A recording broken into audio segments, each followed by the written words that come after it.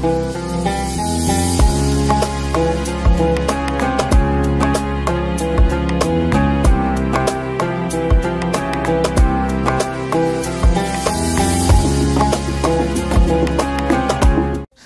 pertanyaan berikutnya juga masuk lewat WhatsApp ya. Ini tadi kan pertanyaan dari Sumatera Utara ya. Kali ini dari saudara atau Bapak Harfanto. Beliau ini dari Perum, Wisma Indah D7 Tulung Agung. Masya Allah, terima kasih sudah menyaksikan Umat Bertanya Ulama Menjawab, dan terima kasih juga atas pertanyaan yang telah dikirimkan. Seperti apa pertanyaannya? Beliau mengatakan, Assalamualaikum. Waalaikumsalam warahmatullahi wabarakatuh. Tanya Ustaz, yang disampaikan Ustaz di medsos, apakah saya barangkali ya, Allahu alam, bahwa atau mungkin Ustaz lain, bahwa kelompok Wahabi ada ajaran yang menyimpang. Ya, pertanyaan yang dimaksud menyimpang contohnya supaya kita bisa menghindari. Baik. Wahabi kalau berbicara penyimpangan sebetulnya begini, ada hal-hal yang sifatnya prinsipil dan itu yang lebih prioritas untuk kita berhati-hati. Adapun sifatnya furu'iyat, furu'iyat itu apa? Cabang-cabang fikih, muamalat, gerakan dalam sholat, kunut tidak kunut, ya kalau itu seharusnya dapat ditolerir dan perbedaannya saling menghargai dan saling menerima.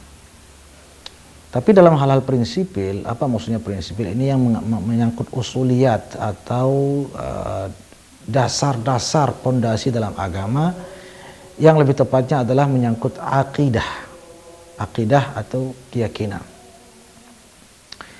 Jadi bahwa para ulama kita dari masa ke masa, sejak dahulu kala sampai detik ini, dan jumhur ulama, mayoritas ulama di seluruh dunia itu sudah banyak mengungkap tentang penyimpangan-penyimpangan Wahabi, baik secara lisan dan banyak sekali juga secara tulisan. Seperti apa penyimpangannya? Ya, karena ditanya masalah contoh ya. Antara lain, Wahabi ini tidak dalam hal yang menyangkut ayat-ayat yang tentang sifat atau sifat-sifat Allah. Misalnya ayat-ayat Quran yang menyebut tentang Ar-Rahmanu 'alal 'arsy istawa. Allah yang Maha Rahman bersemayam di atas arsy. Nah, mereka saudara-saudara kita dan guru-guru mereka, para ulama-ulama terkemuka mereka seperti Ibnu Taimiyah dan lain-lain, itu jelas dalam karya-karya mereka disebutkan bahwa ayat itu bermaksud bahwa Allah, zatnya Allah, memang zatnya Tuhan kita Allah Subhanahu wa taala yang bersemayam duduk di atas kursi atau di atas arsy. Bahkan dalam kitab karya Ibnu Taimiyah beliau mengatakan, seperti dudukku di atas kursi ini. Ini adalah penyimpangan akidah yang luar biasa. Mengapa? Karena Allah Subhanahu wa taala mengatakan, laisa kamitslihi syai', tidak ada yang serupa yang sama dengan Allah. Kalau kita meyakini bahwa Allah duduk di kursi di arsy sebagaimana dudukku di atas kursi ini, berarti otomatis menyamakan. Contoh lain, ayat lain di mana Allah mengatakan tentang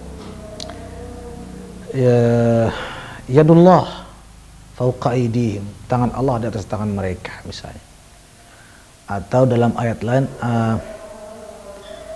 afa amintum man fis sama an yakhsifa bikumul ard. Apakah kalian merasa aman dari azab zat yang ada di langit? Nah, ayat-ayat dalam Al-Quran ini mereka mengatakan bahwa ya Allah ada di langit.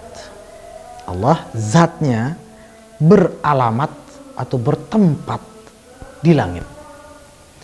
Kemudian tangan, ketika Allah mengatakan dalam Al-Quran tangan Allah, maka yang dimaksudkan tangan Allah. Allah berarti memiliki tangan, hanya saja beda dengan tangan kita.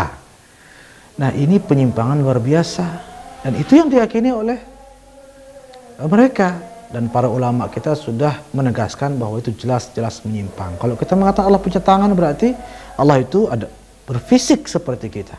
Walaupun kita bilang tidak sama dengan tangan kita, ya monyet juga punya tangan tidak sama dengan tangan kita. Kita bilang Allah di langit, berarti Allah itu bertempat, berarti sama dengan kita juga karena kita bertempat. Sementara akidah Ahlus Sunnah wal Jamaah, para ulama kita dari masa ke masa, bahwa Allah itu maha suci dari tempat, Allah tidak membutuhkan tempat karena Allah yang menciptakan tempat. Lalu sebelum Allah menciptakan tempat, di mana Allah? Sebelum Allah menciptakan langit, di mana Allah? Sebelum Allah menciptakan arsy, di mana Allah? Dan seterusnya, ya. Dan segudang barangkali penyimpangan-penyimpangan lainnya, termasuk yang paling ramai, yang paling sering dihembuskan adalah mengenai bid'ah. Di mana bid'ah ini segala sesuatu yang tidak ada di zaman Nabi itu haram. Repot seperti itu. Dan itulah yang diyakini oleh saudara-saudara kita. Semua yang tidak pernah dilakukan oleh Nabi haram. Waduh, repot juga karena banyak hal yang tidak dilakukan oleh Nabi, maka otomatis banyak hal yang haram kita lakukan di zaman ini. Dan penyimpangan-penyimpangan lainnya, namun karena keterbatasan waktu, kami mohon maaf tidak dapat kami jabarkan seluruhnya. Mohon maaf karena saking banyaknya juga. Bisa Anda baca karya-karya ulama kita seperti karangan saudara kandung pendiri Wahabi itu sendiri, namanya Syekh Sulaiman bin Abdul Wahab. Beliau punya kitab, kalau tidak salah judulnya As-Sawa'iqul Ilahiyah fi Raddi 'alal Wahhabiyah, kalau tidak salah ya, mudah-mudahan saya tidak salah menyebut judulnya. Itu saudara kandung Muhammad bin Abdul Wahab, pendiri Wahabi sendiri, itu menentang saudaranya. Bahkan orang tuanya Syekh Abdul Wahab itu menentang anaknya. Jadi pada zaman pendiri Wahabi ini sudah ditentang oleh semua ulama pada masa itu, bahkan sejak masa-masa sebelumnya. Mudah-mudahan Allah Subhanahu wa taala memberikan hidayah kepada kita semua, amin ya rabbal alamin.